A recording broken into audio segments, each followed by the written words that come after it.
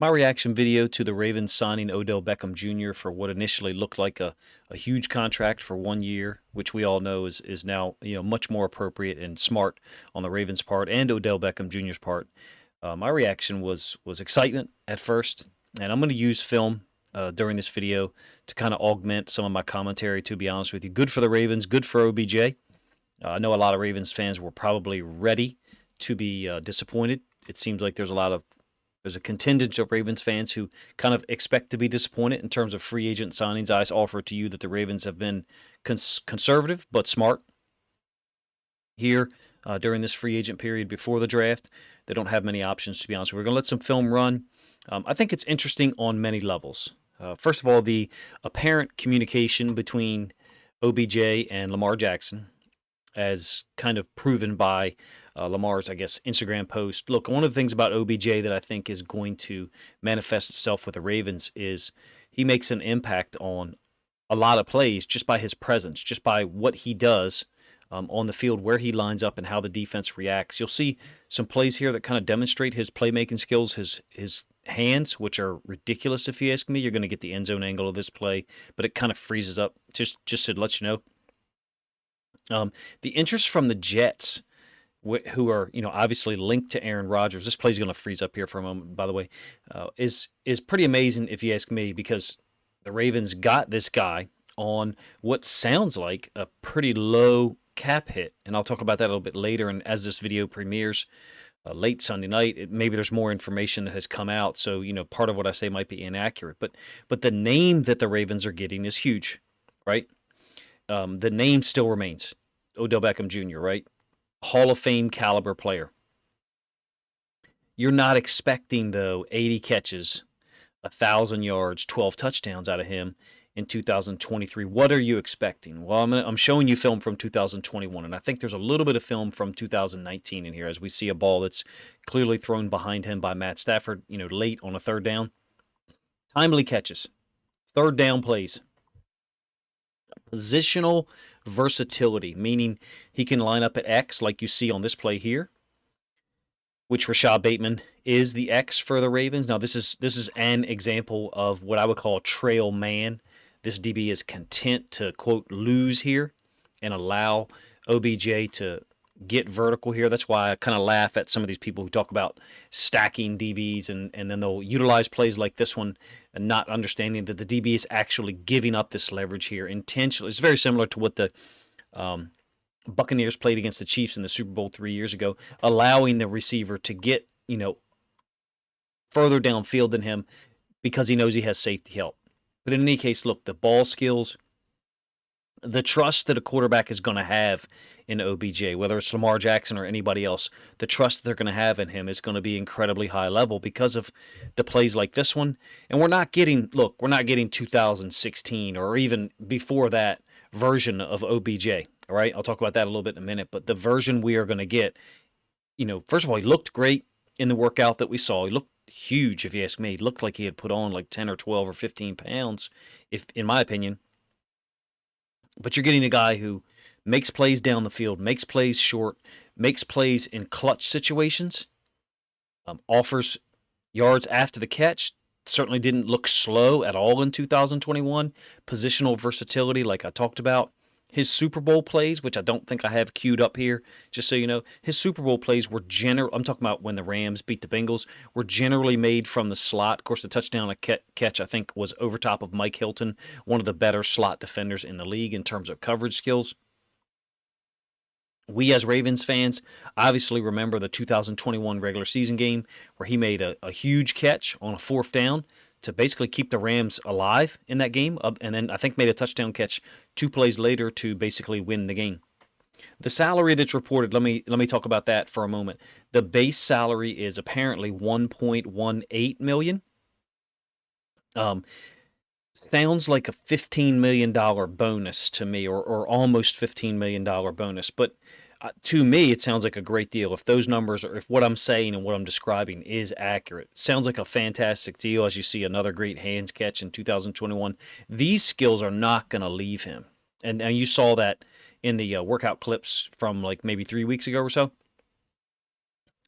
If what I'm reporting or what I'm talking about, I guess, is true, what I have seen other people report, then the Ravens and OBJ both made a fantastic decision to get linked up together. This is the same play. I'm not sure why it runs twice. Bunch of money up front for OBJ, a proven veteran, and then a low cap hit for the Ravens to allow them to still kind of go out and maybe pick up another veteran before or after the draft, which is something I'm going to talk about. And look, all of these plays here are not successful plays by OBJ. This is like 40 plays I saved up for a film study I did, I think last offseason after the ACL injury in the Super Bowl, after everyone knew that he was not going to be coming back with the Rams, or that the chances were he was not going to come back with the Rams, to kind of preview and say, hey, what should the Ravens go look at him? Should other teams go look at him? In any case, bunch of money up front, and how that counts against the cap, it sounds like to me a very low number. Someone else, I can't remember the gentleman's name. I think it's Brian McFarland, maybe, on Twitter. I should have credited him a little more accurately than that. Said that it could be up to a $3.98 million cap hit in 2023. That still sounds pretty damn good to me. You guys will have to let me know in the comment section if you agree. I feel like for what you're getting out of him, and as we see an interception by Chuck Clark in the 2021 game, I feel like for what you're getting out of him, it's going to be a high floor, high ceiling situation. And I know that sounds, kind of crazy. 30 years old as it stands right now, missed all of 2022. I actually think that might be a good thing. I think it was Cole Jackson or someone else on Twitter when I finally did get home this evening after a long ride from visiting family. I think it was Cole Jackson who said, hey, it's kind of a good thing he missed the whole season, and you didn't have him rushing back from a serious injury. And I was like, wow, really, that's a neat point. I hadn't thought about that. His film from 2021 looked good. Like I said earlier, it wasn't the 2016 OBJ. Clearly wasn't the OBJ from the first 2.5, 3 years before. I think he suffered his first knee injury. And let's be honest, 2019 to 2021, less explosive. And you're seeing, some evidence of that here, but you're also seeing great hands, timely catches. He appears to have the clutch gene, meaning we know he's a hell of a playmaker. So you're getting plays made in timely situations that and the Ravens need that. The Ravens need that. Clearly every team does. Every offense does. He might have the clutch gene. Some people have it and some people don't. OBJ has been in big situations, played with great quarterbacks. Matt Stafford, may not fall into your definition of a great quarterback, but he did win a Super Bowl. He did make the plays needed to win a Super Bowl late in a game. I think this is the fourth down play in 2021 against the Ravens, by the way. I could be wrong. Ravens fans certainly remember this play. I mean, that's a fourth down catch where there's contact being made. The Ravens, I believe, have the lead at this point. Contact being made by Chuck Clark, and he's able to hold on to the ball. The hands are as good as anyone that I see on film, for me personally. And I think I said that the first time I published this video, or the first time I published these plays, I should say. The hands are as good as anyone that we've seen. Will there be occasional drops there? Well, sure, every receiver drops balls. I think this is the touchdown on the ensuing play, or 2 plays later. Really brilliant design. It's essentially a screen with this tight end trying to pick or wall off OBJ's defender, in this direction so that OBJ can work to the pylon. So great design, because you got to sprint out. There's a lot of people who say, they don't like sprint out. Well, here's an example of it working to perfection, giving the quarterback the option to throw to OBJ, as the downside of a high-low situation, potentially late to this receiver/tight end hybrid. I forget his name, into the far pylon, far corner, but it worked out. Look, he's going to offer the Ravens a lot, if you ask me. I think he's a playmaker. He knows the offense, even though, look, Todd Monken's offense in 2023 with the Ravens, and, let's hope that it's Lamar Jackson out there, right, is not going to be the same offense that he ran in 2019 with the Browns. It's just not. Different personnel on the field, different players, far more dynamic quarterback, obviously, in Lamar Jackson. Same play running again. I'm not sure why I did that. My apologies. And then also, too, the reality is Todd Monken had an offensive head coach in that Super Bowl. In 2019, Todd Monken had an offensive coach who was calling a lot of plays or who was at least involved in it. But Todd Monken was clearly the offensive coordinator. Clearly had a big hand in it. I suspect his offense is going to look drastically different, terminology wise, adjustment wise, comfortability. OBJ is going to understand what Todd Monken wants, and he's going to be able to be reliable, be in the right place at the right time. As you see, a plethora of catches by OBJ here underneath in the end zone. You saw the touchdown a couple of plays ago. When I misspoke about Todd Monken coaching in a Super Bowl, I actually believe that this signing provides the Ravens a lot of versatility in the draft. I'll touch on that a little bit more here in a moment, but I think it's a smart signing, and I think OBJ is incredibly smart. He has played with a lot of high-level guys. He's made a lot of plays in various situations, and you see evidence of him as this appears to be cover three by the Bucks. He appears to be very smart during the play at adjusting and running, in this case, underneath of the coverage. A guy who, if you ask me, against zone, against a lot of split field quarter stuff that the Ravens have seen in the past couple of years with Lamar Jackson as their quarterback, a guy who, if you ask me, is going to be able to find the open spots on the field, make himself available. Is he going to play every down? No.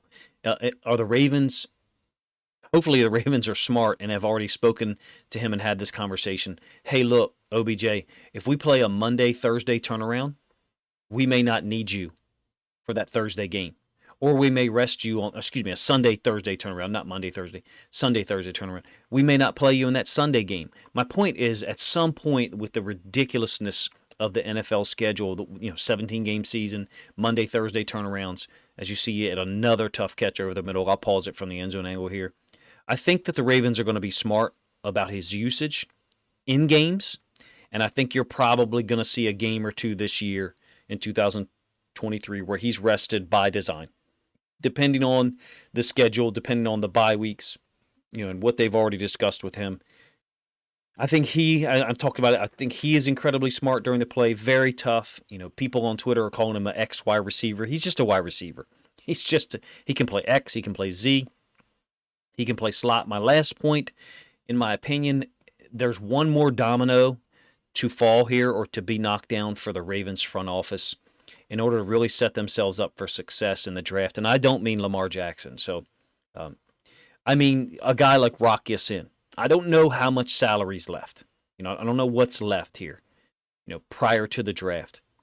This, to me, seems like a conservative signing, somewhere between 1.18 and 3.98 cap hit, as you see a little double move for a touchdown here.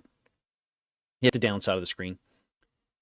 To me, if you get OBJ and Nelson Agholor, allow the Ravens to go for the most talented player at corner or receiver in the draft, or maybe even the most talented player at any position that they think is a position of need.